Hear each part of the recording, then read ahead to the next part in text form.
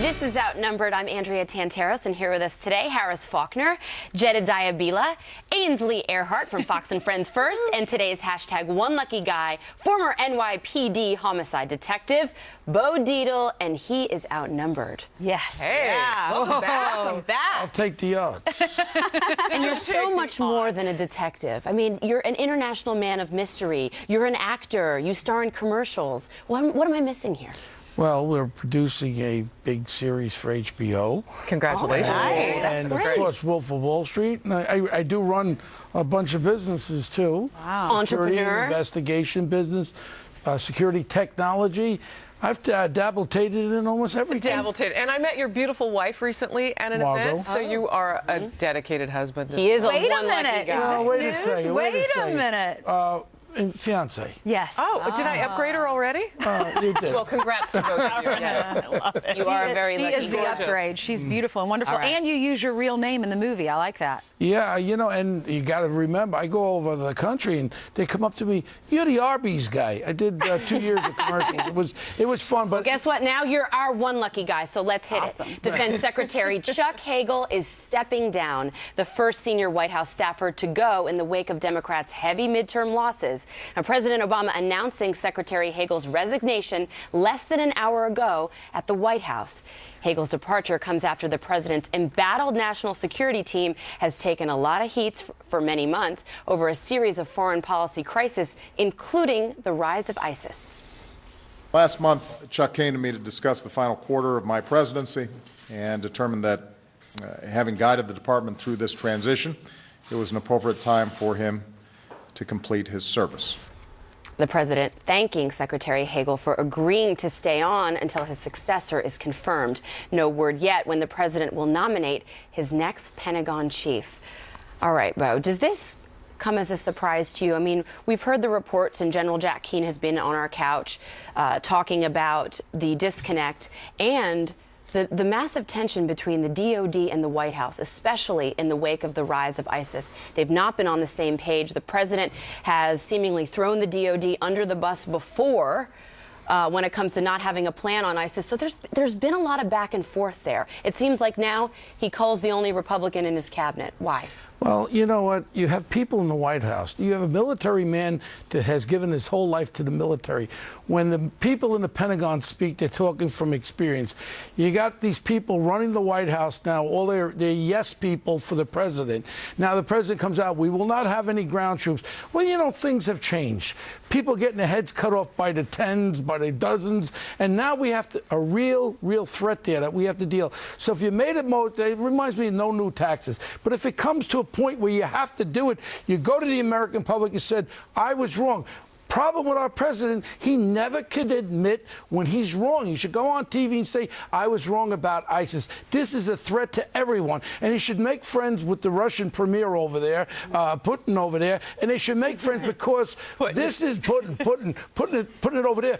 Look, remember Chechnya? Remember Chechnya? Absolutely. Well, look at Chechnya. Remember? They had the problem in Russia, and that problem is going to come to Russia, too. They should meet together, have some of that vodka and whatever they eat and drink, and say, you know what? Let's join up and let's wipe this ISIS thing out. Yeah. All right, let's get back to Hagel, Harris, because when Hagel came on board, immediately a lot of people were skeptical about Hagel coming on board, a Republican, albeit a liberal Republican. But I assumed that he was bringing a Republican on board because that's when he was poised to make some real cuts at the DOD. So why not have those cuts done under a Republican that he could eventually throw under the bus if he needs to? Well, there's a complicating factor, though, and that is the ISIS terror army and really the divide between the president calling them the JV team and Chuck Hagel coming out, not too far after that and saying, no, these guys, you've got to pay attention to them. So considering the fact that analysts are accusing the administration of being behind the ball on fighting ISIS, to have that kind of divide behind the scenes is really complicated. I think it's interesting, though, when you look at how much we are militarily committed around the world, yet a new war starting, that you're looking at your third defense secretary in the presidency of Barack Obama. And really, I think, with our own reporting here at Fox News, whether he quit or he was fired, I think there's some importance to that we've been able to confirm through our own sources that he was let go. And that's important because when you look at how many things have gone wrong during this administration, people breaking into the White House, I mean, hearing people being fired is fairly rare with this administration. You know how many Angela, you know how many cruise missiles they're down to? Our military is so depleted with the amount of manpower. Now we have one battle group, one aircraft carrier there. That's what I think the real now they're problem. talking about cutting defense even more when they're spending $2 trillion to keep illegals here in the country. Ridiculous. That's what your tax dollars are going toward. But here's the thing. I'm not quite sure. He might have quit, and maybe that makes sense, being a Republican, a liberal Republican, maybe, if that even makes sense, more of a Republican. But maybe he doesn't agree with the president's stance on ISIS because he has said it is very important. This group is dangerous. And the president was saying, no, not as much. JV team. Yeah, we're hearing, Jedediah, that the president did let Hagel go behind the scenes. Yeah. And I mean, to Harris's point, we've seen Lois Lerner not get fired. Yeah. We see all of these people, Secret Service. It's very rare for no one anybody seems to be able to lose their job except except for the one Republican, which tells me as well he's not willing to work with Republicans for his lame duck. I think he's trying to, presidency. I think he's trying to make it look like he's fixing something. Like all of the things that have gone wrong, let's face it, his foreign policy has not been terribly successful. The public isn't very happy. I think this is his way of saying, it wasn't my fault, it was his fault. And now he's going to go, and now this is my opportunity to fix everything. The problem is that the real problem is Barack Obama. So a lot of those directions are coming from him. So no matter who he hires, he's at the top of the pyramid here. And until you get rid of the top of the pyramid, if that's the problem, nothing's really going to change. Well, here's my question. If you're a general, do you want this job?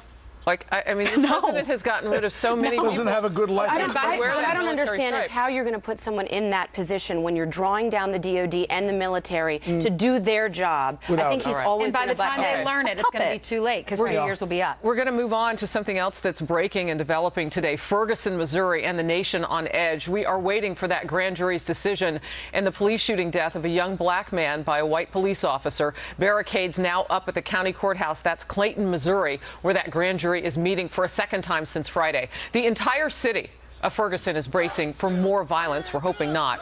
Whatever the outcome, it's possible. All this as national leaders from President Obama on down are urging everybody to stay calm when the decision does finally come and become public.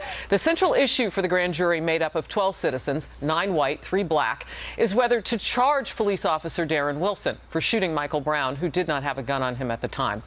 Let's start with you, Bo, because I mean, in terms of securing the situation there, what are your concerns? I mean, no matter how this shakes out, there are a lot of people who are in the streets that are there for something completely different than the outcome of this. I'm glad that I saw that the FBI is on top of this. They arrested 2 of these they brought them out of the back of the closet, told Black Panther Party here, and they arrested them with pipe bombs that they were going to use when the verdict comes down. They arrested them with pipe bombs. Now, that's something that's there. In the colleges around there in St. Louis, they actually have flyers, which I saw them, was sent to me, flyers about a bounty on this officer to take this officer out for $5,000. That's a conspiracy. The Justice Department should be following up on all these threats. And I really believe that this is something that is so important. Now, there was a precedent set. Remember when the last part of the riots in the Summer War? All of a sudden, the governor put the state trooper head in charge of the policing there. In reality, it should be that local chief of police there. That's his area, and he should be the one in charge of that. You know, I'm curious to get everybody's response to this. A former mayor of New York, Giuliani, made some comments. Let's pop those up on the screen if we can, and we can talk a little bit about this. Giuliani on Sunday said that the energy and money spent in this case of the white police officer who shot Michael Brown would be better spent addressing this country's problem of black-on-black crime. He addressed it this morning on Fox and Friends. Watch. Danger to a black child in America is not a white police officer. That's going to happen less than 1% of the time. The danger to a black child, if it was my child, the danger is another black. 93% of the times, they're going to be killed by another black. Blacks are basically killing other blacks. And these people are spending millions and millions of dollars demonstrating. They have every right to do it.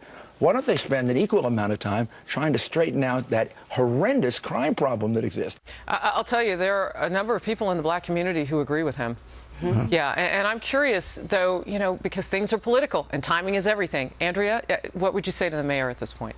I think that the mayor is right on Rudy Giuliani with his comments. And it's not just, we're not just assuming this. And a number of people in the black community don't just agree with this because they feel this way. The facts back that up. And the issue in New York is the best evidence. I mean, if you look at Ray Kelly, he wrote an editorial when Mayor de Blasio was trying to get rid of stop and frisk, arguing that the majority of crimes, Harris, that are committed blacks on blacks in New York, and that all of these cities need to be mindful of those types of crimes instead of things like this, which are important, but they can be big distractions and they can be politicized. And Ferguson certainly has. The numbers speak for themselves. And I'm far from being any kind of a racist. I worked in all the black communities in New York, Bedford-Stuyvesant, Harlem, and I picked up black children that were shot, black on black crimes, and people that were killed there. The fact of the matter is 93% is black on black crime, yes. But also you have 98% of all the gun assaults in New York is black and Hispanic. You can't take away from the numbers. These are not made-believe numbers. This is the fact. So in reality, that's the communities that young children are being killed. And if anything, with that tragedy that happened, that young child that was shot with this guy loading his gun, that's the perfect example. We got to get those guns out of our black and Hispanic communities so these accidents don't occur.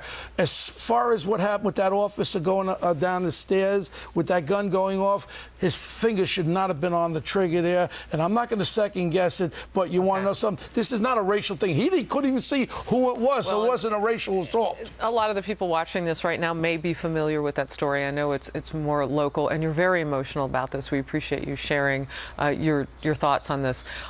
This story is going to break at some point, and when it does, we'll break in with the news of what's happening per that grand jury decision regarding Ferguson, Missouri. For now, though, President Obama may not be so alone with his go-it-alone governance. How his policies could be sinking Hillary Clinton's 2016 presidential ship even before it sails. Of course, he did say we need somebody with new car smell. That can't help. And we know the Obamacare architect, as they call him, Jonathan Gruber, likes to talk a lot. But just how comfortable would he be testifying under oath before Congress? Andrea and I said this very thing might be coming, and now it is, to a Capitol Hill near us. Why we may soon find out what he has to say.